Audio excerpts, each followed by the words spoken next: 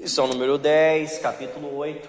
O título nosso é o nome do filho de Isaías, o segundo filho dele, que chama Rápido Despojo, Presa Segura. Que depois nós vamos ver a tradução do original. Mas vamos lá, o capítulo 8, nós vamos fazer a leitura do texto todo. Depois nós vamos indo versículos por versículos para ir esmiuçando os detalhes. Eu vou ler o primeiro versículo aqui. A palavra de Deus diz assim: Disse-me também o Senhor: toma uma ardósia grande e escreve nela de maneira inteligível: rápido despojo, presa segura. Amém. Então aqui nós temos um chamado de Deus a Isaías, novamente usando como ele usou a vida de Oséias, para poder tipificar aquilo que ele queria explicar para o povo, que iria acontecer. Então Deus está anunciando a Isaías o cativeiro iminente que logo viria. Nessa época aqui, justamente, aconteceu a invasão da Assíria, do reino do norte. Então a Assíria tinha tomado Israel, estava tomando Israel e estava vindo para tomar Judá. Só que nós vamos ver que Deus operou um livramento em Jerusalém, o qual não foi invadido. E posteriormente Deus traria a Babilônia para poder invadir o reino do sul e levar eles cativos para o cativeiro babilônio, né? Onde nós conhecemos a história. Então Deus estava aqui colocando através da vida de Isaías, através de um filho dele, o nome pelo qual iria mostrar o que ia acontecer no futuro. E vamos lá, pode passar aqui? Rápido despojo, presa segura. Esse é o nome do filho do profeta Isaías. O que significa esse nome no hebraico? Isso aqui é a tradução nossa, mas naquela época o nome no original é Maer Shalal Hash-Bas. Esse é o nome que Deus mandou colocar, é um nome composto, né? Que Deus mandou colocar no segundo filho de Isaías. Então ele fala aqui, olha, escreve, toma numa ardósia, escreve grande nela de maneira inteligível. Ele colocou essa escrita aí, que nós lemos, lá para o povo ver. Ele escreveu numa pedra de ardósia, com letras grandes e bem fácil de todo mundo entender, né? É a mesma coisa você falar para a pessoa assim, coloca em negrito, coloca em fonte Arial, número 100, para todo mundo poder enxergar o que ele fala para o povo. Deixou lá escrito. E aí ele fala: tomei para isto comigo testemunhas fidedignas. Aí então ele chamou duas pessoas para poder fazer isso aí, para ser testemunha daquilo que ele estava fazendo, para o povo enxergar, tá? Então ele fala que ele tomou Zacarias, sacerdote, e Urias, sacerdote, e Zacarias, filho de Geberiquias. E ele colocou essas duas pessoas juntamente com ele enquanto ele escrevia e deixou lá em público o que Deus tinha mandado escrever. Aí ele fala: fui ter com a profetisa e ela me concebeu e deu à luz um filho. Então a esposa dele, né, ele chama aqui por profetisa. E ele disse: o Senhor, põe-lhe esse nome. Colocou o nome na criança depois de ter escrito a placa para o povo. Pode passar? Peraí, eu não li ainda, né? Volta. O menino estava com cerca de 2 anos de idade quando Tiglat-Pileser III, que nós vimos lá, né, na época de Amós, que nós estávamos estudando sobre isso, saqueou Damasco e Samaria. Então Damasco e Samaria faz parte do reino do norte, Israel, em 732 a.C. Vamos lá, versículo 4. Porque antes que o menino saiba dizer meu pai ou minha mãe, serão levadas as riquezas de Damasco e os despojos de Samaria diante do rei da Síria. Então nós temos até a data do nascimento dessa criança aí, né? Foi um pouquinho antes, né? 734, e que ele nasceu. Então não tinha nem 2 anos de idade, foi quando aconteceu isso aí. Então Deus deu o aviso prévio para o povo saber o que iria acontecer, colocou o nome na criança, colocou o nome numa placa de ardósia do que ia acontecer com o reino do norte. E engraçado que Judá é parte do reino do sul e o profeta Isaías não fazia parte do reino do norte, ele fazia parte do reino do sul.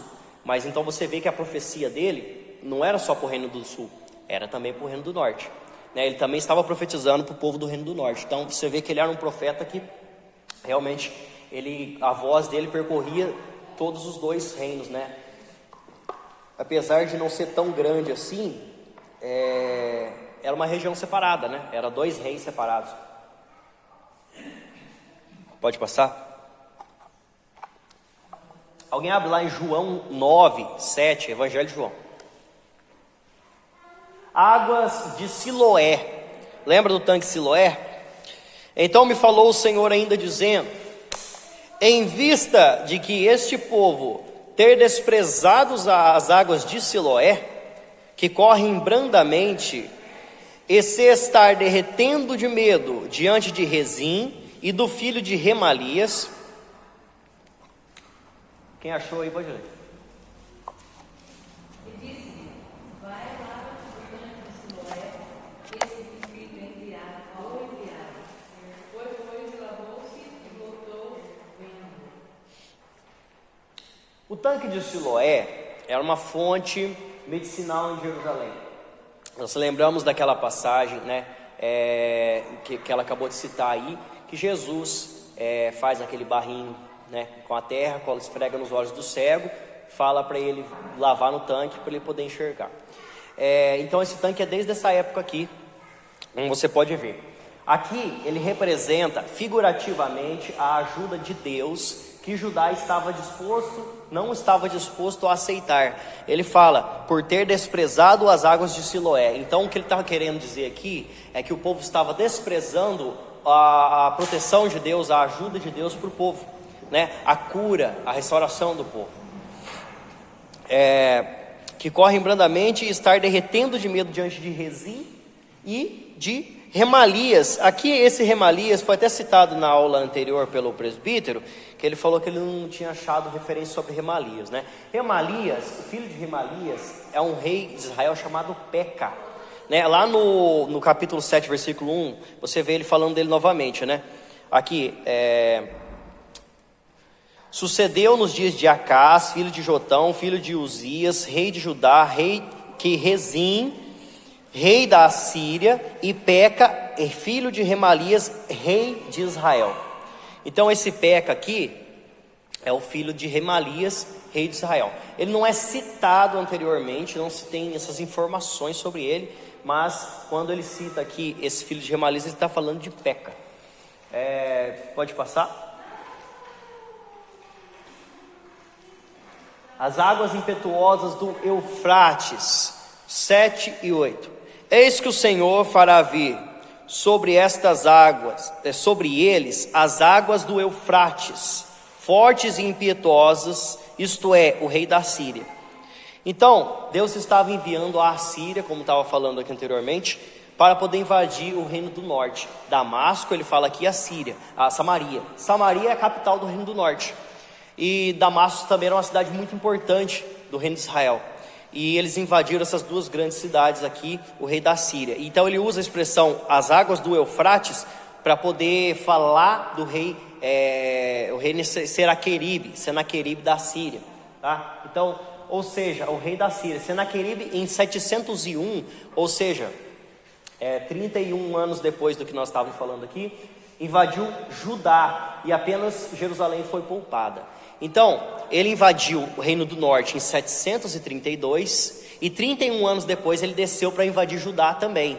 Mas Deus poupou Jerusalém, como nós vamos ver aqui. Ele fala: com toda a sua glória, as águas encherão o leito dos rios e transbordarão por todas as suas ribanceiras. Então aqui falando figurativamente, né, como se o rio estivesse transbordando em cima do povo, estivesse transbordando as fontes de Israel, né? Esse rio Eufrates, essa Assíria que vem de uma vez, espalha no meio do povo e toma todas as cidades ali. Penetrarão em Judá, inundando e passando por ele, chegarão até o pescoço. As alas estendidas do seu exército cobrirão a largura da tua terra, ó Emanuel. Então, a palavra de Deus fala que chega até o pescoço, né? Que eles invadiram Judá, que chegou até no limite. Só que as alas do exército de Deus cobrirão a largura da tua terra, ó Emanuel. A tua terra aqui falando de Jerusalém. Então é onde que Deus guardou. Foi o único lugar que não foi invadido, foi Jerusalém nessa época. pela Assíria, né? Posteriormente, depois, vai ser invadido pela Babilônia, porque o povo não tomava jeito, né? O reino de Israel, ele já estava sendo avisado por Amós, pelos outros profetas do reino do norte, de que eles seriam invadidos pela Síria, como nós já estudamos anteriormente. Só que Judá não estava caindo nos mesmos problemas de Israel. Agora Judá começa a fazer as mesmas coisas, começa a imitar o reino do norte. E dessa maneira, Deus também começa a trazer sobre eles o juízo. Esse aqui foi o primeiro juízo que Deus trouxe. Só que aqui ele poupa ainda Jerusalém, mas depois nem Jerusalém seria poupado. Pode passar. Então Jerusalém é poupada. As alas estendidas do seu exército. Tem alguém aí que tem alguma tradução diferente do jeito que está escrito esse finalzinho aí, ou está igual? Está igual? Tem alguma tradução que é diferente? O finalzinho do 8. Ninguém tem uma Bíblia, uma tradução mais nova aí não, né? Pega no celular aí uma tradução, pode ser a NAA ou a NHT, a NTH. Achou?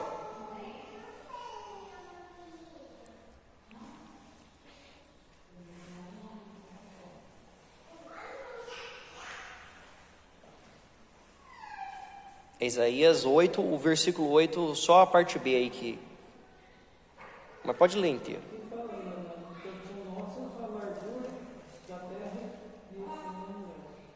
As larguras da terra de Manuel, já explica melhor já, mas ainda não é a tradução que eu quero. Você achou? Pode ser a atualizada de 2017. Você achou?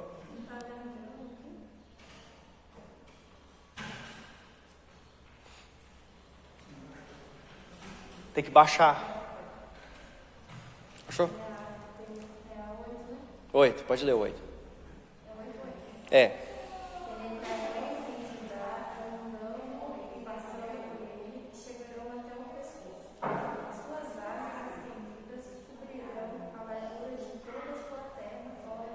Essa aí, qual que é a tradução disso aí? NA? E a NTH ou NHT? Tradução de hoje, linguagem de hoje. Leia aí. Aí, essa tradução aí já é mais clara.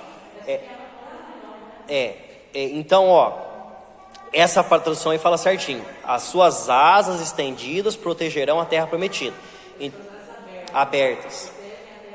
Isso. Então você vê que o único lugar que foi poupado foi de fato Jerusalém aqui nessa época, né? É que essa tradução aqui, às vezes a pessoa pode não entender de que exército que está falando. Você está falando da Síria ou do exército de Deus, mas na verdade está falando de Deus aqui, tá?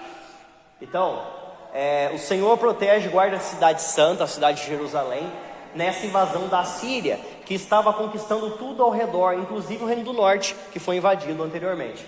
Ele disse ao profeta que não prevaleceriam ali, né? Como nós vamos ver aqui também, no restante da leitura, até o versículo 11, enfurecei-vos, ó povos, e sereis despedaçados, dai ouvidos todos os que sois de países longínquos, falando da Síria, cingi-vos e sereis despedaçados, forjai projetos e eles serão frustrados, dai ordens e elas não serão cumpridas, porque Deus é conosco, né? Isaías falando, Deus é conosco, vai guardar o povo de Jerusalém.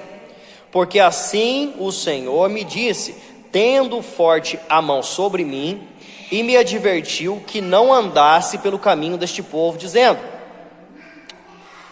Então, Deus fala para eles, não andar segundo os caminhos do reino do norte, porque eles estavam desobedecendo a Deus e por isso a Síria estava invadindo eles.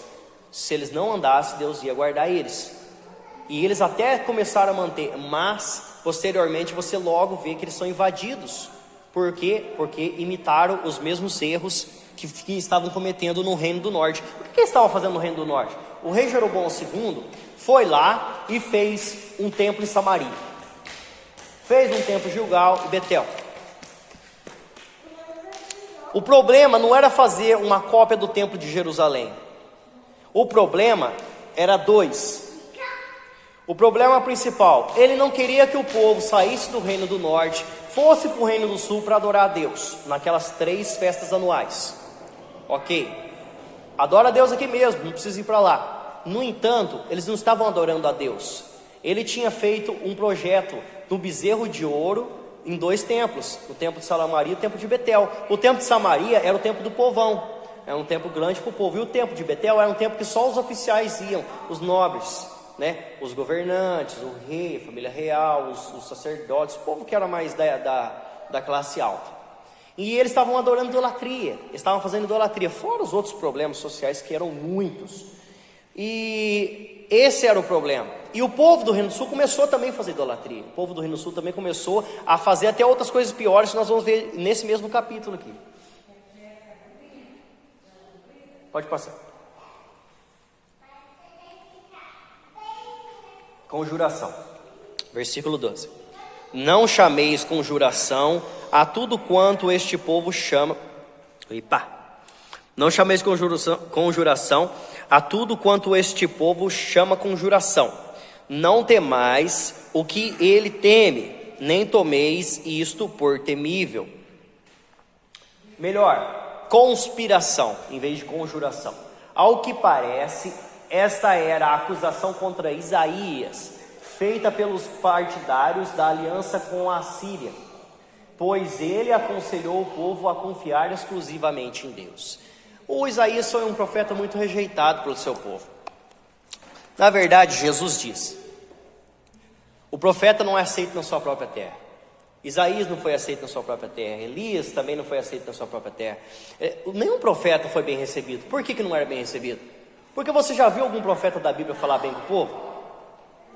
O profeta servia para poder chamar a atenção do povo. O povo não andava conforme Deus queria.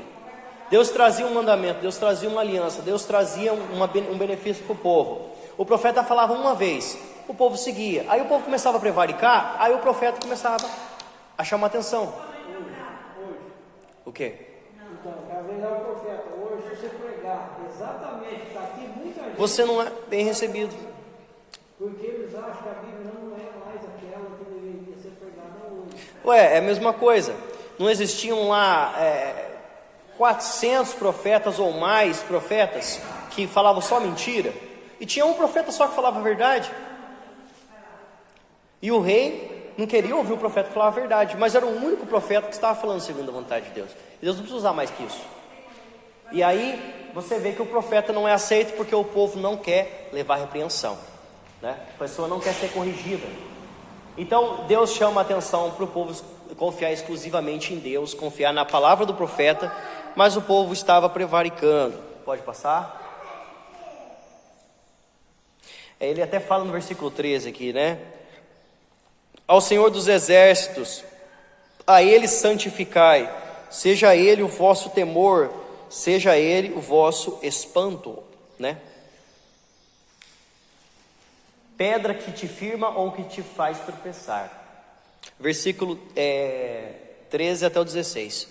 O apóstolo João, o apóstolo Pedro, falou assim: o nosso irmão Paulo, ele escreve certas coisas difíceis de entender. Algumas pessoas que interpretam ela bem, faz disso algo bom para o seu próprio entendimento. A pessoa fica mais forte, a pessoa fica mais sábia. Mas aquele que interpreta mal a palavra de Deus, ou aquilo que o profeta, ou aquilo que o apóstolo Paulo escrevia, porque eram as coisas mais difíceis, isso faz para ele pedra de tropeço, faz escândalo, porque a interpretação errada da Bíblia faz com que a gente entenda errado aquilo que Deus está falando, através do seu escritor, e isso faz com que a gente comece a fazer texto fora de contexto, começa a interpretar errado, começa a entender errado aquilo que Deus está falando e começa a viver errado, né? Então a gente tem que ter uma interpretação clara da Bíblia, a gente tem que entender aquilo que está sendo dito, está sendo escrito, está sendo passado, porque uma coisa, a Bíblia é um livro antigo, nós temos a Bíblia aqui no Antigo Testamento, aramaico, no Novo Testamento, grego e hebraico. É difícil ter uma tradução plena sobre isso. E se você tem essa tradução que você tem hoje aqui, que foi passado do latim, desse original aqui para o latim, depois para o alemão, depois para o inglês, depois para o português. Então você tem vários idiomas separados aqui. Se você tem isso aqui na sua mão e você ainda interpreta errado, você ainda está entendendo errado o que Deus está falando, aí isso se torna um tropeço. E Deus, na vida da pessoa, se a pessoa entende o que Deus quer ensinar para ela de forma concernente, ela segue o caminho de Deus e obedece a Deus, e ela se faz bem. Mas a pessoa que não obedece a Deus, que anda contrário àquilo que Deus ordena através do profeta, através da Bíblia, através daquilo que Deus fala com você, Deus se torna na tua vida um tropeço. É o que Jesus é para nós. Ou ele é uma pedra o qual você firma os seus pés e você está sobre ele, a rocha que é Cristo, a pedra de esquina, ou ele é uma pedra de tropeço para a sua vida. Por quê? Porque se você também não obedece a Cristo, se você não tem Jesus na sua vida, ele só é um tropeço para você ir para o inferno. Jesus fala, eu não vou condenar ninguém, mas a própria pessoa se condena. Por quê? Porque essa é a blasfêmia contra o Espírito Santo de Deus. O que é isso? É o único pecado imperdoável, a palavra de Deus fala. A palavra de Deus fala assim, não tem nenhum pecado que não seja perdoado, nenhum. Aí fala, a não ser a blasfêmia contra o Espírito Santo de Deus. A única coisa que te faz ir para o inferno, meu irmão, a única coisa que faz a pessoa ir para o inferno, é a pessoa não aceitar Jesus. O Espírito Santo, a palavra de Deus fala que ele é aquele que convence o homem do pecado, da justiça e do juízo. Ou seja, o Espírito Santo é um papel fundamental na sua vida para a conversão. Se você rejeita a obra do Espírito Santo na sua vida, você blasfema contra o Espírito Santo, você não permite que ele faça a obra da conversão na sua vida, isso é a blasfêmia contra o Espírito Santo que te faz ir para o inferno. Por quê? Porque você não aceitou a obra de... como que é a obra que ele faz? Convencer do pecado, da justiça e do juízo. Ou seja, do pecado, porque todo homem é pecador, nascido já pecador. Da justiça, porque Jesus é aquele que veio justificar a sua vida. E do juízo final, que é o momento da qual você ou vai para cá ou você vai para lá. Então essa é a tida blasfêmia do Espírito Santo. Porque se você rejeita a obra do Espírito Santo, se você rejeita a obra de Jesus na sua vida, automaticamente não tem outro caminho para você ir. Então, ou Jesus ou Deus é na sua vida a sua rocha de firmar o pé, ou ele é a pedra de tropeço. Então olha só o que está escrito aqui, ele vos será santuário, mas será pedra de tropeço e rocha de ofensa às duas casas de Israel, laço e armadilha aos moradores de Jerusalém. As duas casas de Israel aqui tipificando os dois reinos. Muitos entre eles tropeçarão e cairão, serão quebrantados, enlaçados e presos. Resguarda o testemunho, sela a lei no coração dos meus discípulos.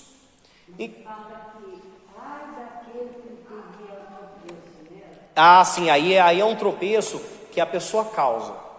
Esse tropeço que você está falando aí é quando uma pessoa dá um mau testemunho, que faz Cristo parecer de uma forma, como várias igrejas nós temos visto aí. Não precisa nem falar para você o que o povo faz hoje em dia, porque se nessa época já tinha isso, se na época de Jesus já tinha aquilo com os fariseus, se depois de Jesus tinha esses problemas nas igrejas que nós vemos em Corinto, nós vemos em outras igrejas, você imagina hoje, porque hoje a tendência das coisas hoje é piorar, já é tendência do ser humano piorar, cada vez mais hipocrisia, cada vez aceitando mais o mundo dentro da igreja. Mas o que eu falo aceitar o mundo não é as pessoas, é os costumes do mundo, E quanto mais ainda as heresias, hipocrisia do meio do povo, o povo ensinando Bíblia de forma errada, interpretando Bíblia de forma errada, aceitando tudo quanto é tipo de pecador, sem querer mudar a vida das pessoas dentro da igreja, e aí vai.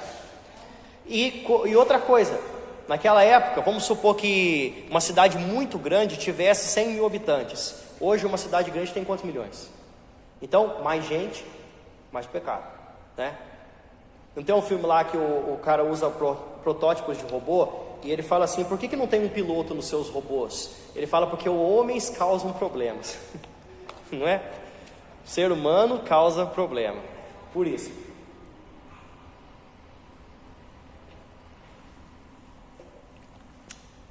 Então, para os que guardam os mandamentos, ele é o santuário e a proteção.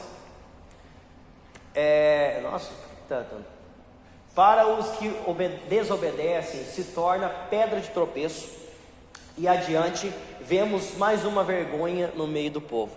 Então, agora do versículo 17 em diante, pode passar? 17 até o 19, nós temos um textinho para abrir aí, vamos lá. Deuteronômio, aí quem ficou por último aqui eu não lembro. Você? Então lê Deuteronômio, você leu ou não? Deuteronômio 18, 10, 11, 12, 13, 14, tá? Deuteronômio 18, 10, 11, 12, 13, 14. Falta de confiança em Deus. 17 até o 19. Esperarei no Senhor, que esconde o seu rosto da casa de Jacó, e a ele aguardarei. Eis-me aqui, e os filhos que o Senhor me deu, para sinais e maravilhas em Israel, da parte do Senhor dos exércitos, que habita no monte Sião. Quando vos disserem, consultai os necromantes e os adivinhos, e os que chireiam e murmuram, acaso não consultará o povo ao seu Deus? A favor dos vivos se consultarão os mortos? Então, olha só o que o povo estava fazendo. Ele fala, a confiança dele é em Deus, os filhos dele são de herança para Deus, para servir a Deus, e ele avisa o povo: vocês estão indo atrás de necromantes, de adivinhos, né? Os que murmuram. Vocês estão falando de pessoas vivas através de mortos? Não é melhor você falar de vivos com um Deus vivo? Então, Deuteronômio pode começar a ler aí? 10.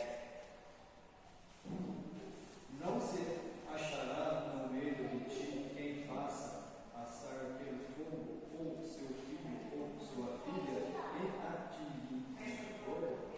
nem pelo pacificador,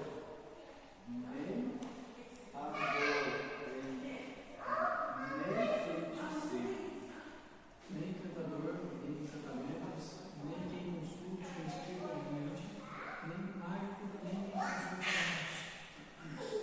Pois todo aquele que faz tal coisa é abominação ao Senhor. Por essas abominações, o Senhor vai dar essa forma diante dele. perfeito serás com o Senhor teu Deus. Porque estas nações irão se construir, ouvem os pecadores e os abominadores. Porém, ti, ó Senhor, teu Deus, não permitirá tal coisa. Então, Deus já estava falando através de Moisés para o povo não seguir essas coisas, porque o povo de fora já tinha muito sobre isso, né? Necromancia, adivinhação. O rei Saul foi o primeiro rei, né, da história de Israel, e foi já o primeiro que foi atrás dessas coisas. Já estava mais perturbado da cabeça do que nunca, já tinha perdido o reinado, e foi falar com uma necromante para poder falar com o espírito de Samuel, né? A palavra de Deus...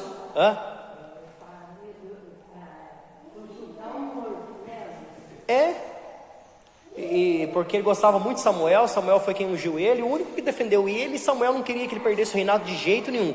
Só que Deus tinha mandado Samuel falar para ele: agora é a hora desse cara cair fora daqui, porque eu estou tirando ele, né? Ele vai perder a linhagem dele e ninguém da família dele vai subir ao trono. Ele foi o primeiro e o último da família dele. Então, ele foi atrás de uma necromante para poder falar com Samuel. E fala na Bíblia que um espírito subiu diante dele. Eu não sei se foi bem Samuel que subiu diante dele para falar, não, porque isso aí é uma coisa totalmente fora de padrão.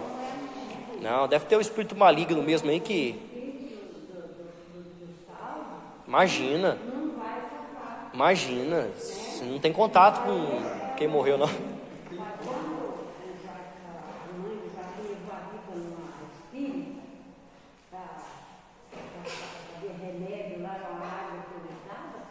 Ela falou que tinha baixado o espírito do pai do Joaquim que estava no... Você já pensou? Jesus. Que foi terrível? Então, o povo novamente buscar a resposta fora de Deus. Enquanto havia no meio deles profetas, os quais Deus usava constantemente, que nessa época que tinha muito profeta, mas estavam tão desvirtuados que buscavam necromantes e adivinhos. Desde essa época que Deus falando através de Moisés, para o povo não ir atrás dessas coisas, porque o povo de fora já tinha esse costume, e eles começaram. Rei Saul, outros reis depois, várias pessoas desvirtuadas, e aqui você vê novamente Isaías falando a mesma coisa, foi falada lá atrás. Pode passar? A lei e ao testemunho. A lei e ao testemunho. Se eles não falarem desta maneira, jamais verão a alva. Então a palavra de Deus é o único padrão absoluto e fidedigno. Se eles não falarem a lei e ao testemunho, ou seja, se eles não obedecerem a Deus, eles jamais verão a alva, jamais verão clarear do dia. É um povo que vai morrer, é um povo que vai ser destruído. Pode passar? 21 e 22. Passarão pela terra duramente, oprimidos, famintos, e será que quando tiverem fome, enfurecendo-se, amaldiçoarão ao seu rei e ao seu Deus, olhando para cima. Então, aqui mostra como que vai ser essa cena, do povo tão desobediente a Deus, invadido, destruído pelos inimigos, vai passar pela terra e vai ver tudo destruído, vai estar com fome, vai estar todo despido, e vai olhar para cima e vai amaldiçoar a Deus, e vai amaldiçoar o seu povo, vai amaldiçoar o seu Deus e seu rei, E aí no versículo 22 fala: olharão para a terra, olha para cima, depois olha para a terra. Olha para a terra, e eis a angústia, a escuridão e sombras de ansiedade, e serão lançados para densas trevas. Então, depois de invadidos e quebrados, como castigo trazido por Deus, o povo sofrerá com a raiva, sentirá todo o efeito da consequência, e ainda blasfemará contra Deus e o rei deles. Mas até que se cumpra o tempo, somente terão ansiedade e densas trevas. Então, até que se cumpra o tempo que Deus determinou para esse povo ser invadido, destruído, levado cativo, ficar lá os 70 anos na Babilônia, e depois voltar para a terra deles arrependidíssimo, e voltar a buscar a Deus, eles vão passar por tudo isso. Porque com certeza é aquela coisa, você vê sua terra totalmente destruída, seus filhos mortos, grande parte da população morta, porque fala que 1/10 do povo que foi lá para a Babilônia voltou só. Então foi bastante gente, morreu um monte de gente lá, e o povo que foi ainda lá morreu um monte lá ainda, e aí depois voltou, só um pedacinho do povo de Israel para a terra deles, E aí tiveram que reconstruir toda a terra deles, que nós vemos na onde isso aí? Na época de Neemias, na época de Esdras, que foi isso aqui depois de Isaías. Então, esse foi o resultado da desobediência, foi o resultado de um povo que não busca a Deus. Aí eu te falo, Deus vai fazer a mesma coisa que o povo hoje? Não. Deus não vai agir da mesma maneira com que ele agia com o povo no passado. Deus, você vê que levou esse povo cativeiro para vários lugares, Levou para a Síria, levou para a Babilônia, levou cativo antes, na época do Egito, levou esse povo para sofrer, padeceram muitas dificuldades, Você vê o povo de Israel passando por vários problemas por causa da desobediência. No entanto, Deus meio que fazia as coisas ali para poder pagar o pecado na hora, vamos falar assim, para poder castigar o povo aprender. Deus não vai fazer isso hoje mais. Depois de Jesus veio, Ele trouxe para nós uma época que chama graça e misericórdia. Então essa graça e misericórdia estende-se até o dia do juízo final. Lá vai ser o acerto de contas. Então hoje eu não preciso esperar que Deus faça essas coisas. A pessoa vem falar para você que porque o meu filho foi para a cadeia, porque isso é um castigo, porque o meu filho ficou perdido nas drogas, porque ele morreu, porque ele está internado hoje fazendo desintoxicação, não sei o quê. Meus irmãos, isso aí é causa e consequência. É o que você faz aqui na terra, tem consequência, Não é a mesma coisa. Não vai querer falar que Deus está trazendo um castigo sobre a tua vida pelo pecado que você cometeu. Não é isso. O castigo vai vir lá no final. Ou a pessoa vai para o céu, ou a pessoa vai para o inferno, E outra, não tem purgatório também não. Não existe esse negócio, É uma coisa ou é outra, Então Deus vai trazer o juízo para o povo só lá no final. Lá vai ser o acerto de contas, não vai haver mais exílio babilônico, não vai haver nada disso, só o cumprimento da Bíblia, Nós não estamos vendo aí as coisas que estão acontecendo, Eles estão fazendo projeto de erguer o terceiro templo lá em Israel, O terceiro porque o primeiro foi de Salomão, o segundo templo foi do rei Herodes, e o terceiro templo vai ser o cumprimento ali da Bíblia, Então eles estão fazendo projeto lá em Israel de fazer o terceiro templo, né? Eles estão querendo fazer aliança depois com outros países, e aí vai se assentar o anticristo, né? Vai ter tido como Deus lá em Jerusalém, e aí vai vir o fim. Você que pôs